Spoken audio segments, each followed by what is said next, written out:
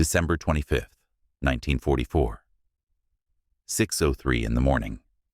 Camp Huntsville, Texas. The air is cold but gentle, the kind of southern winter chill that bites the skin without breaking it. Frost clings to the low grass that stretches beyond the wire perimeter, until it meets pine trees dissolving into fog.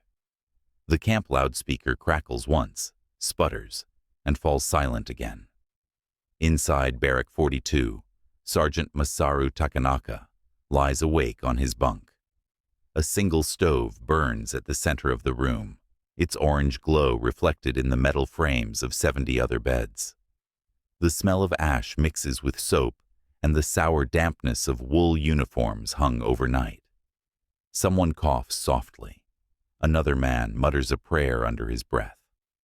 Takenaka hears footsteps outside, American boots crunching gravel, then a knock at the door.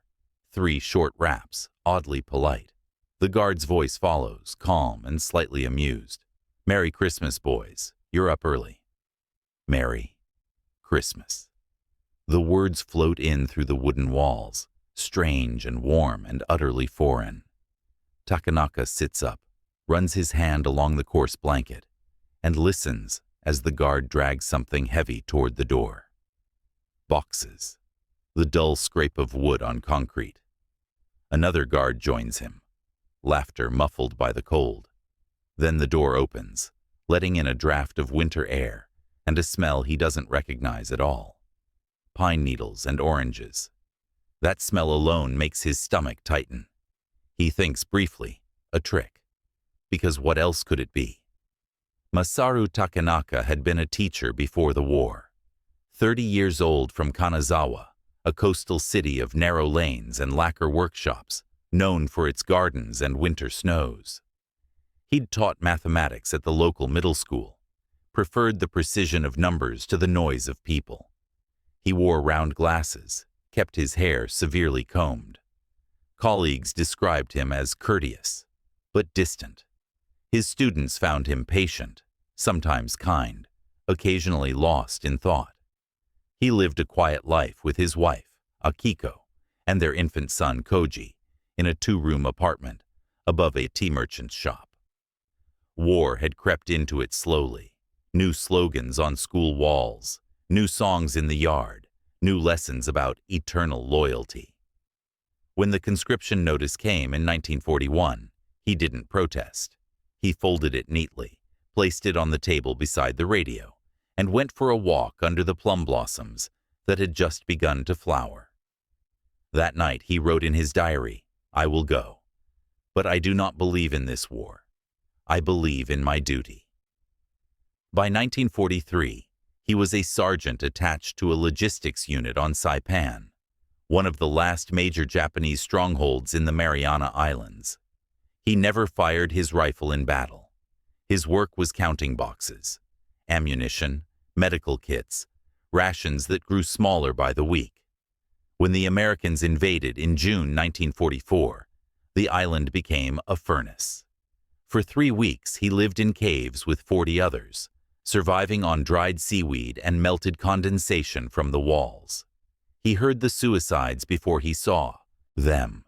Grenades inside shelters, mothers jumping from cliffs with children in their arms. The sound changed him.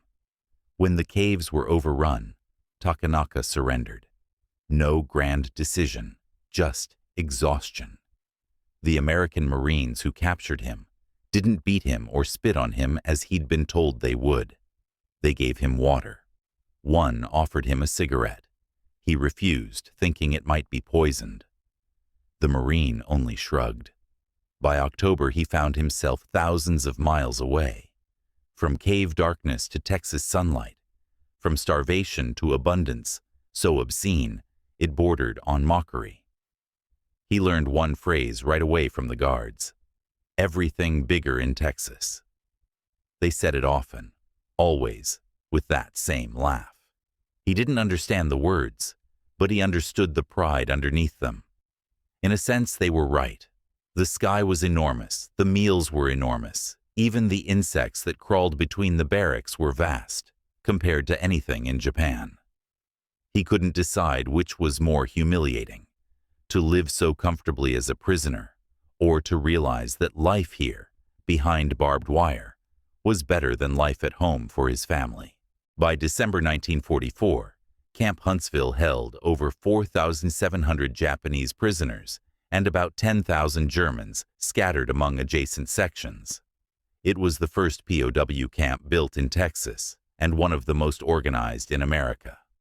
According to official records, the War Department allocated 3,800 calories per prisoner per day, equal to the U.S. Army ration.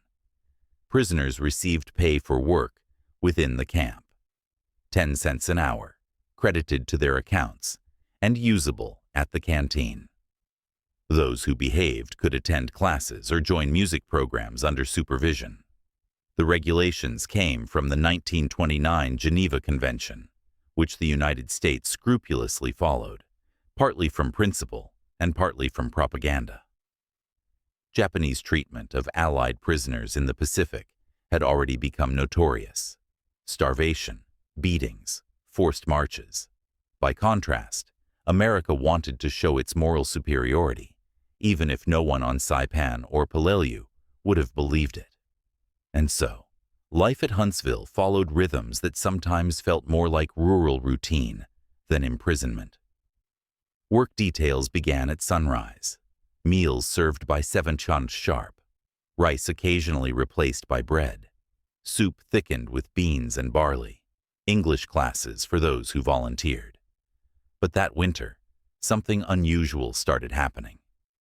American families from the nearby town began sending gifts to the camp, letters, socks, sweets, sometimes Bibles, addressed not to particular names, but to any prisoner of war. Church groups organized drives for Christmas morale. Most of the guards thought it unnecessary. Some thought it was sentimental foolishness. One lieutenant, a former seminary student named Paul Henderson, called it the better sermon. He convinced the camp commandant that the letters should be distributed. "Let them see what freedom looks like," Henderson said quietly in the officers' meeting that December. The commandant, Colonel Robert Zebley Elliott, a pragmatic man shaped by 2 decades of Army policy, agreed. He ordered that all gifts be screened, cataloged, and handed out on Christmas morning. There were 312 packages in total. 97 went to Japanese prisoners. Masaru Takenaka received one of them.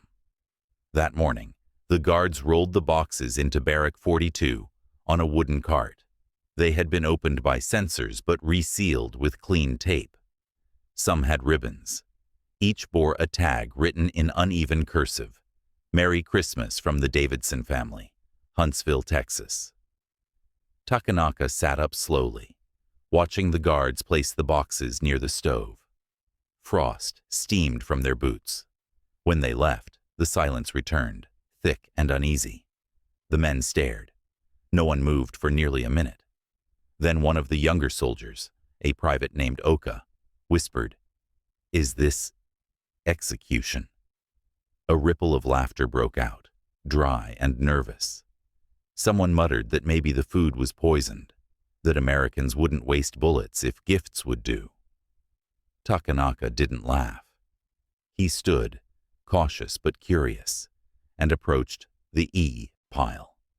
The box marked Davidson family sat on top. He lifted it cautiously. It was heavier than he expected. Inside, he could hear objects shifting, a solid thump, a crinkle like paper. He found a knife handle jutting from the stove ledge and used it to cut the tape.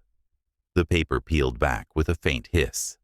Inside were 4 things: a pair of wool socks, a small tin of cookies, a paperback copy of the New Testament, and a folded card, printed with a scene of an angel over a village.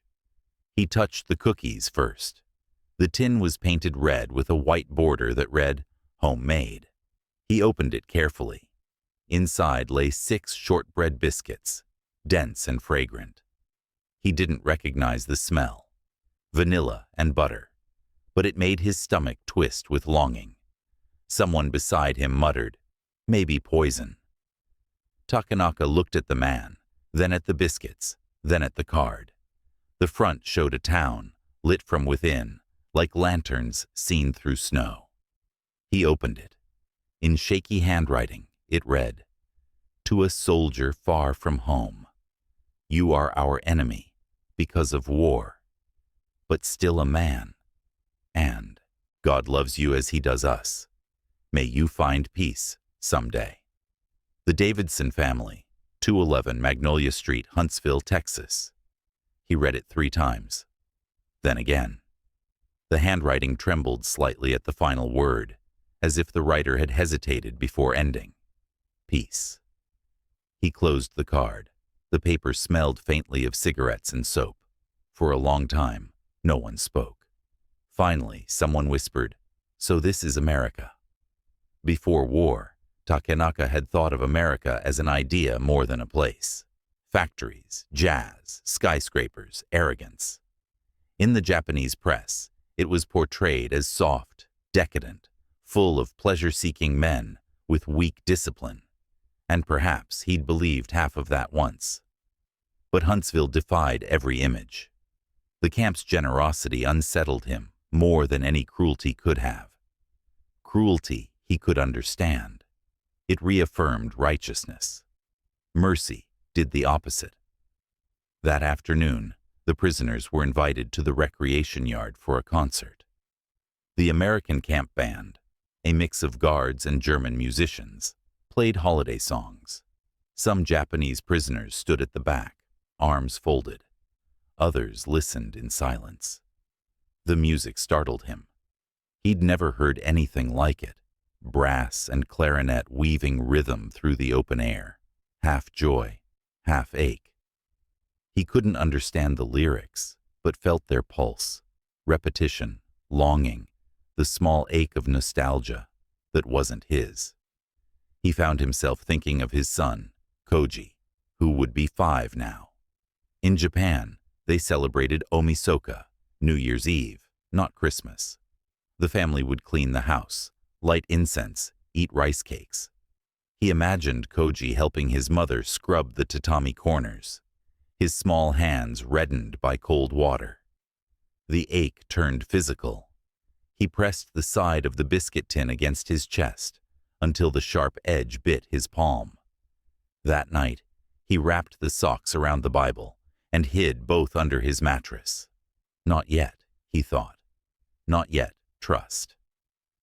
In early 1945, the camp priest, the same Lieutenant Henderson who'd arranged the Christmas gifts, requested permission to start voluntary language exchanges. The idea was simple: English lessons in exchange for Japanese instruction, fostering mutual understanding. The commandant approved. Takenaka volunteered, curious. He wanted to understand the origin of that word peace, written in English script that looked like trembling rice stalks. The classes met in a low wooden shed behind the officers' quarters. Tables scavenged from discarded crates, chalkboard from the supply depot, an old radio for playing warm-up songs. The first session began with Henderson writing on the board: friend, enemy, freedom, mercy, God. He asked Takenaka to translate each into Japanese. Takenaka hesitated longest on mercy. The closest equivalent, jihi, carried overtones of Buddhist compassion, distant and abstract. Henderson supplied context. Mercy, kindness when it's not deserved. Takenaka frowned. In Japanese, kindness without cause suggested either madness or weakness. Yet here, it was a virtue so powerful it could cross an ocean of hatred and arrive in a box labeled Davidson family. When the lesson ended, Henderson offered him coffee from a thermos. The smell was bitter, unfamiliar. Takenaka sipped once, coughed softly. Henderson smiled. Acquired taste, he said. That small moment, 2 men, 1 teacher, 1 former soldier, neither comfortable in the other's language, changed something quiet and immovable between them. Trust didn't bloom, but it began to thaw. The war stretched on, Japan's mainland bombings intensified through spring 1945. Huntsville's prisoners received filtered news, numbers of aircraft, lists of targets, nothing more. The uncertainty ate at them. In June, Colonel Elliott read an official announcement in the mess hall. Germany had surrendered. The war in Europe was over. The German prisoners cheered and sang. The Japanese compound remained silent. Afterward, Takenaka returned to his bunk and took out the Christmas card.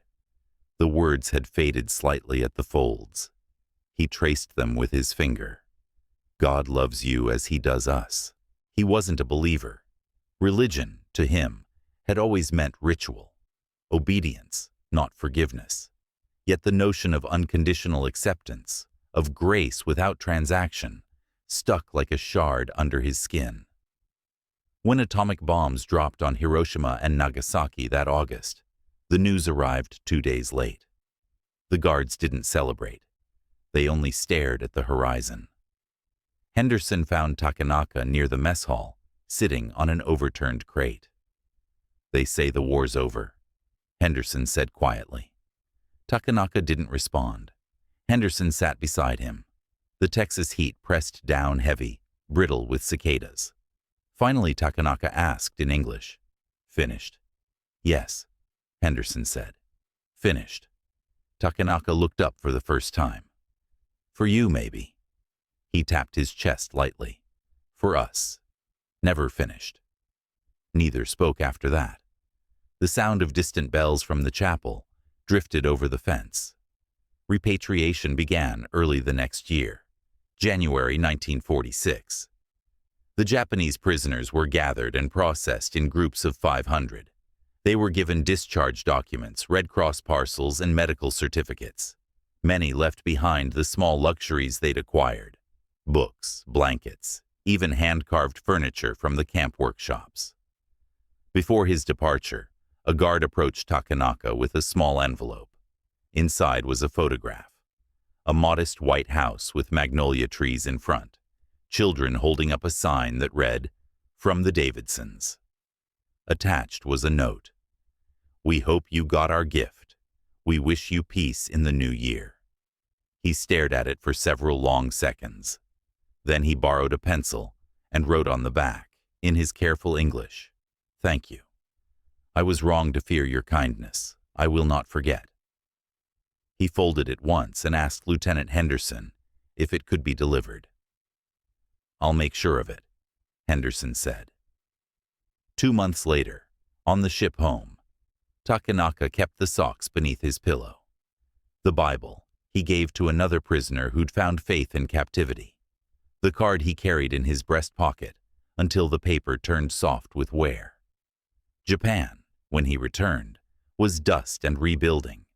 Kanazawa had survived better than Tokyo, but ration lines snaked through streets every morning. His wife and son were alive, but thin, their faces drawn. He barely recognized them at first. He found work teaching again, this time not mathematics, but simple literacy courses for orphans of the war. Their hunger for words reminded him of those first chaotic months in camp, learning English while surrounded by wire and paradox. Occasionally, he tried to explain to fellow teachers what it had been like in Texas. Most listened politely, assuming his memory exaggerated the generosity. So he stopped speaking about it. But each winter, when the air carried salt from the sea and frost glimmered on the tatami, he placed a small tin of homemade biscuits by the window. Vanilla, if he could find it. Butter, measured carefully. His son once asked why. "For those who gave me peace," he said. Years passed. Huntsville transformed. The camp dismantled. Land sold for development. Only a marker near Avenue I remained. Site of Yabuwutu POW camp, 1942-1945. Few locals remembered the Japanese side of the story, but the Davidson family did. Ruth Davidson, the woman who had written that original Christmas card, kept her copy of the note from Sergeant Takenaka, tucked in her Bible.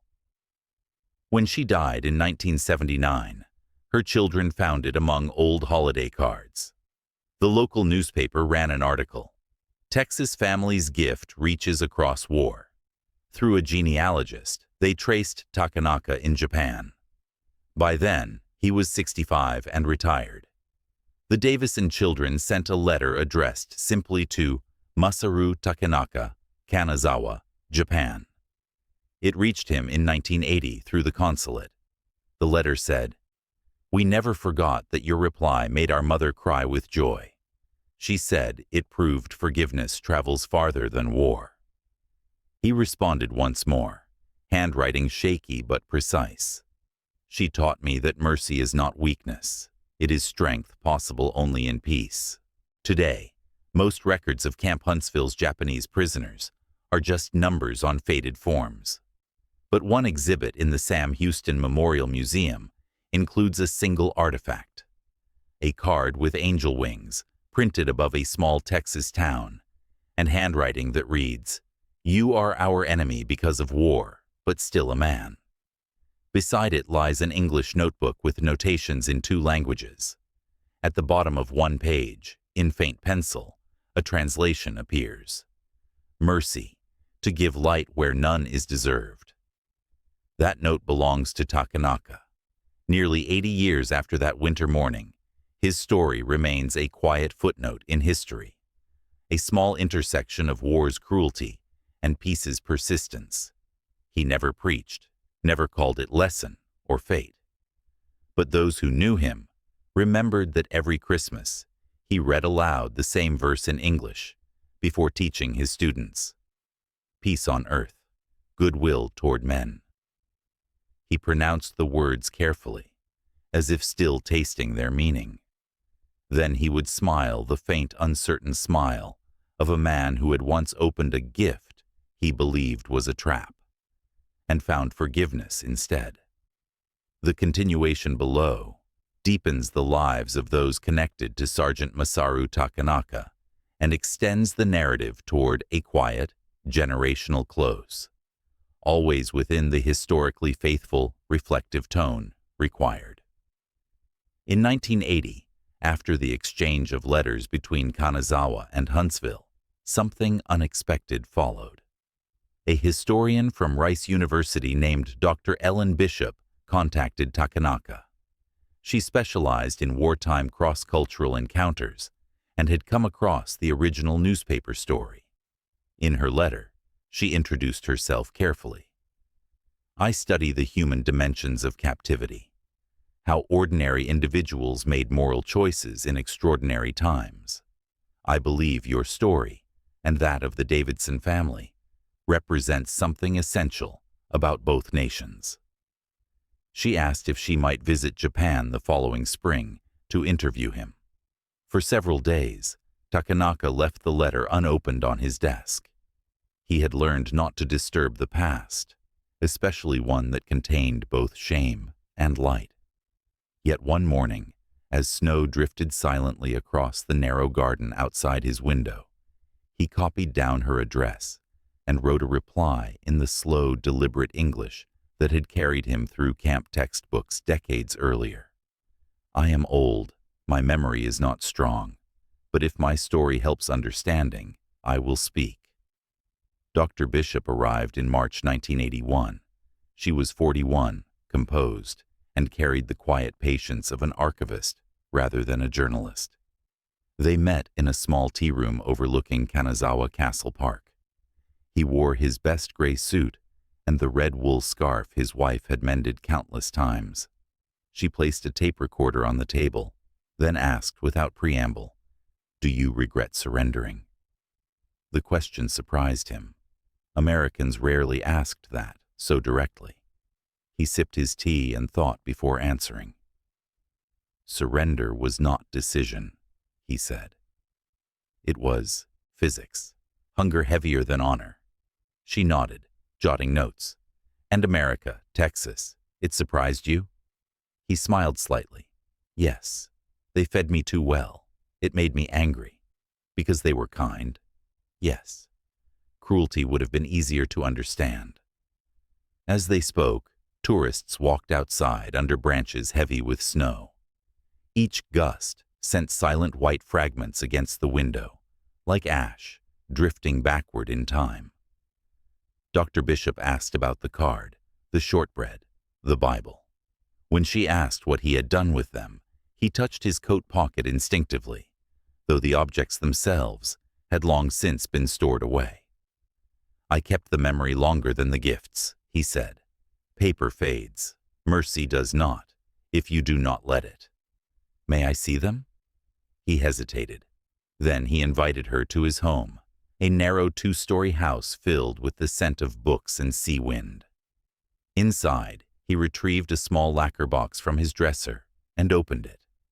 Inside lay the original card, the pair of socks folded with care, a photograph of Magnolia Street, sent years later by the Davidson's son, and a page from his notebook where he had translated new words into Japanese. At the top it read, "Chibei, mercy, jihi, kindness undeserved." Dr. Bishop stared for a long moment. "You kept them perfectly. I guarded them the way men guard shame, but they healed that shame, little by little." Her article, published later that year in the Pacific Review of Humanities, drew modest attention among scholars. Its title was simple: "A Gift Across Wire, the Christmas Card of Sergeant Takenaka." She wrote that his recollection reveals captivity not as suspension of humanity, but as its laboratory. Reviews called it delicate, even haunting. But in Japan, the piece created mixed reactions. Some veterans saw it as betrayal, others as quiet vindication. The idea that honor could survive even within surrender. All Takenaka cared about was factual accuracy. When Bishop mailed him the printed issue, he corrected her Japanese spellings meticulously and returned her copy marked with notes in the margins. At the end of his letter he wrote, "History must taste like truth, bitter at first, then necessary." By the mid-1980s, his wife Akiko's health began to fade. Years of post-war malnutrition had left her heart fragile. On winter evenings, he would read to her from the English books he'd saved from Damascus press editions, provided at camp, simple stories of kindness and daily life. Sometimes she would fall asleep as he read in halting rhythms. Snow fell softly upon the fields, and the world held its breath for peace. The last Christmas they spent together, in 1986, they lit a small candle and placed beside it a tin of cookies, his yearly ritual. She smiled faintly, recognizing the habit, then whispered, "Tell them thank you again, whoever they were." He nodded, unable to speak. That night, she passed away quietly in her sleep. For 2 months afterward, the house seemed filled with silence so absolute it hurt. He kept to his schedule, teaching part-time, tending his small garden. But neighbors noticed him aging rapidly, as though his spine carried invisible weight. Yet little by little, life returned. Visits from his grandson, letters from students, a growing correspondence with Dr. Bishop, who continued researching POW humanitarian interactions worldwide. He found solace in writing again. His diary entries from that period read like fragments of mathematics, precise, minimal. Mercy, humanity, war, always, remainder. In 1988, an unusual letter arrived from the U.S. Embassy in Tokyo. It contained an invitation to attend a ceremony at Huntsville, Texas, commemorating the site of the old camp's designation as a state historical landmark.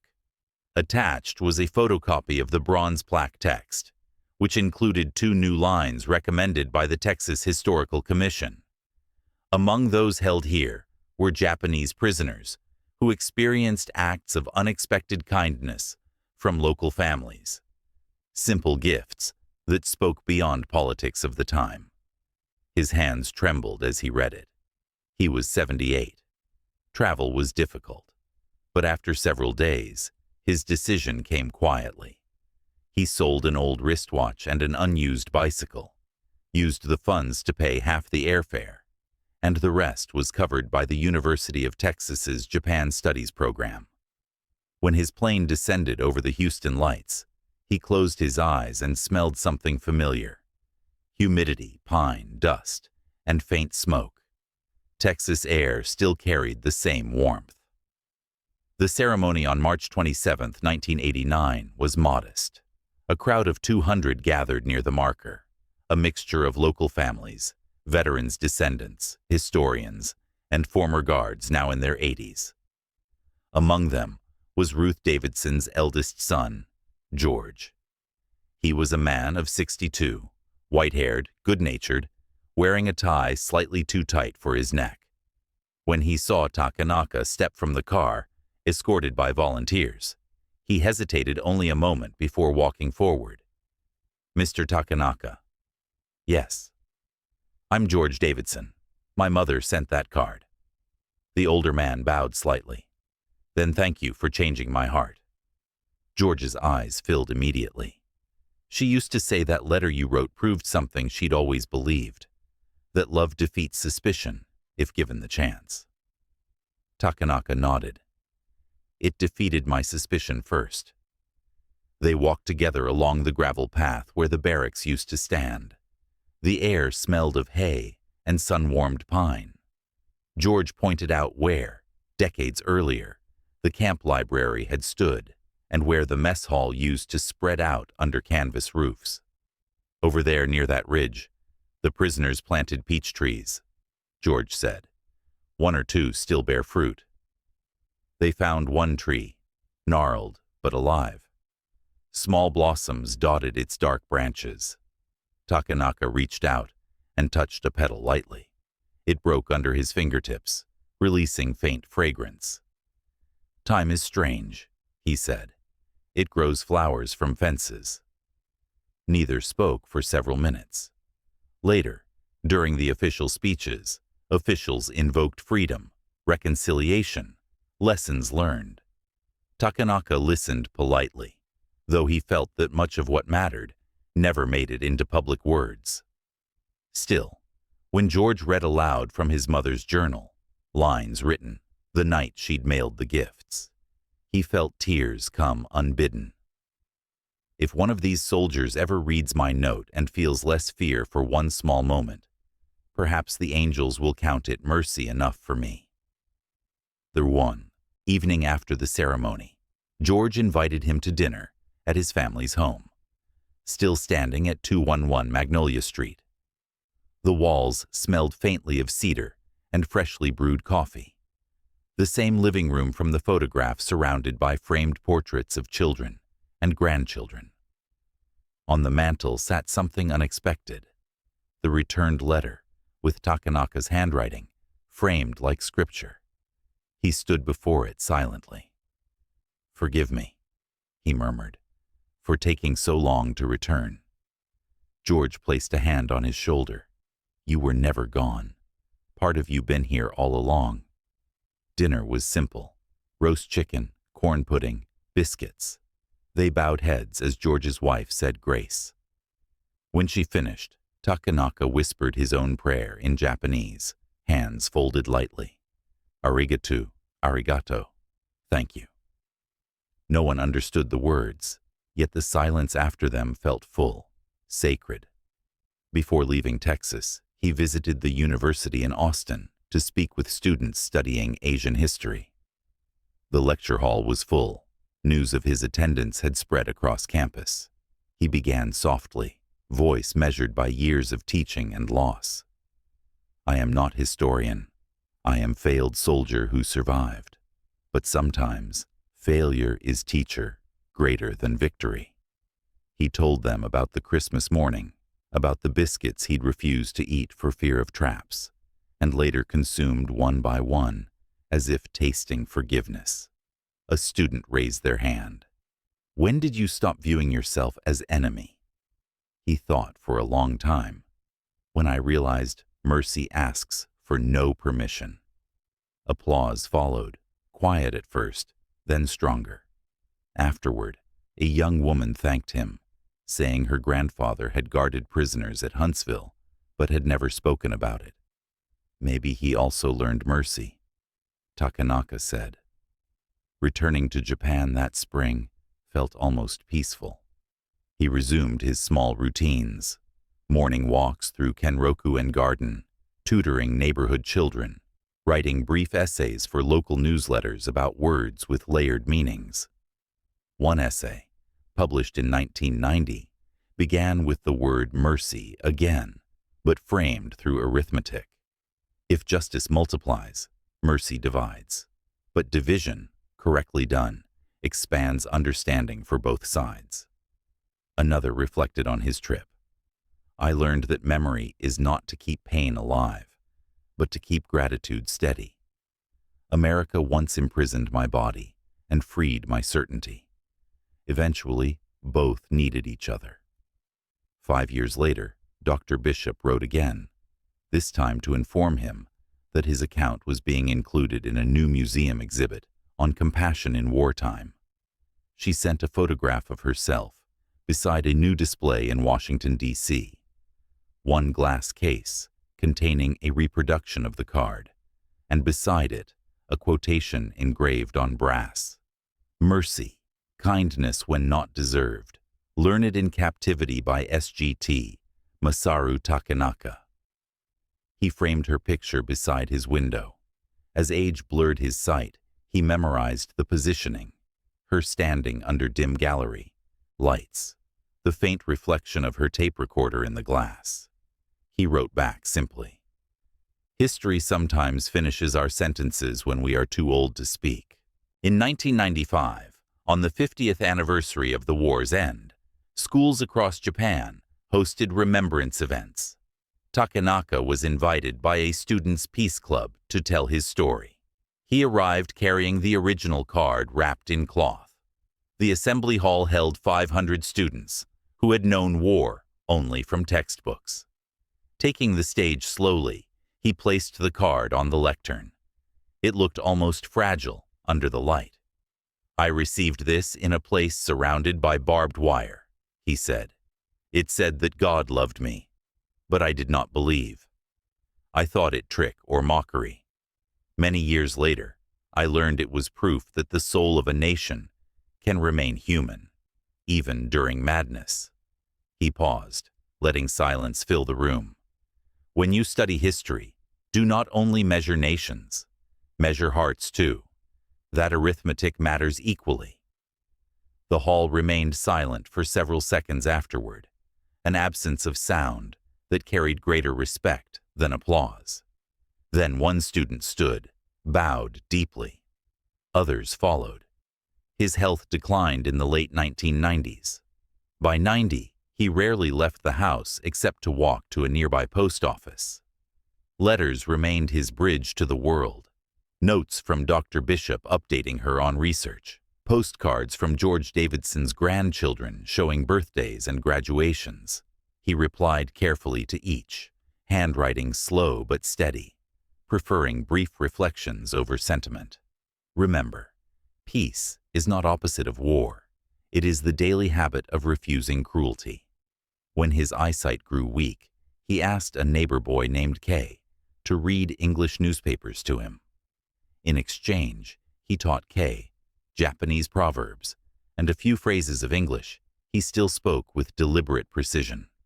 One lesson, recorded by the boy years later, stayed with him forever. Say, thank you for lesson. Never goodbye. Lessons do not end. Sayonara, sayonara. Goodbye. Arigato, arigato. Thank you. In December 2000, Kay found him in his study, slumped gently against the window, holding the Christmas card. The candle beside it burned halfway down. He was 90 years old. On the desk lay an open notebook. The final written line read, "Today is Christmas again. I am still learning mercy." He was buried beside his wife in a small temple cemetery overlooking the river. The card and socks were placed in his coffin at his family's request. On the memorial tablet, his son inscribed in English, as he had asked long ago, He learned forgiveness in captivity and freedom in faith. 2 decades later, the story resurfaced when the Smithsonian curated an exhibition titled Bridging Fences: Stories of Prisoners and Peacebuilders. Visitors paused longest at the case labeled Christmas in Captivity, Texas, 1944. There sat the duplicated letter, the image of barracks in winter, and a recording of a calm voice, reading, "Mercy, to give light where none is deserved."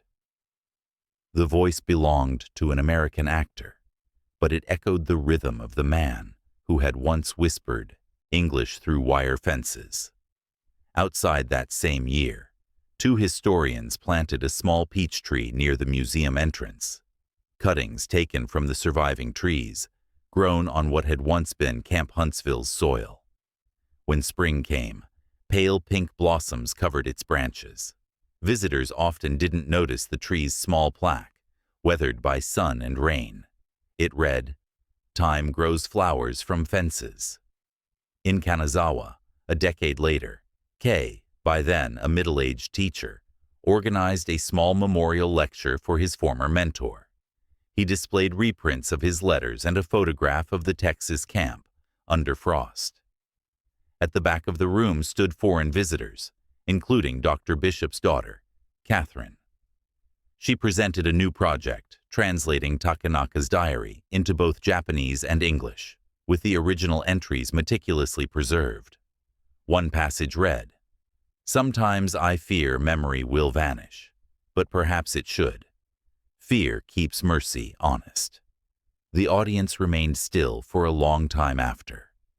Then Catherine said softly, "He once told my mother that understanding begins with hunger, the hunger to see humanity in one's enemy. Maybe that hunger is what kept him alive." Kay nodded. "And what keeps us learning?" Every December, Kanazawa still holds a candlelight reading organized by Kay's students. They call it the gift across wire. In the center of the classroom sits a tin of cookies, plain sugar ones baked by the children, beside an enlarged photograph of Takenaka teaching at his desk half a century earlier. One student reads the English aloud, while another translates gently into Japanese. "You are our enemy because of war, but still a man, and God loves you as He does us. May you find peace someday." The Davidson family, Huntsville, Texas. After the reading, the room always falls silent. Outside, winter rain slips against windows, soft and rhythmic. They say that if you listen closely, the sound resembles handwriting, the slow looping gestures of someone penning a message that travels further than oceans or years. Then, as the last candle is blown out, someone always whispers the same word in Japanese, the one he loved most, chibe, jihi, mercy. Thus the story endures, not as heroic monument, but as quiet equation balancing itself across generations. A boy who feared a gift became the teacher of forgiveness. A family who mailed shortbread and scripture became symbol of humanity's endurance. And between them, history carved a path narrow enough for understanding to pass, and wide enough for time to remember. The camp is gone, the fences melted by decades of sun. But each Christmas, in Huntsville and in Kanazawa, candles still burn for a man who once learned mercy behind them. For he had written once, and scholars now inscribed it in metal above his resting place. War imprisons, mercy releases, and sometimes they occur in the same heart.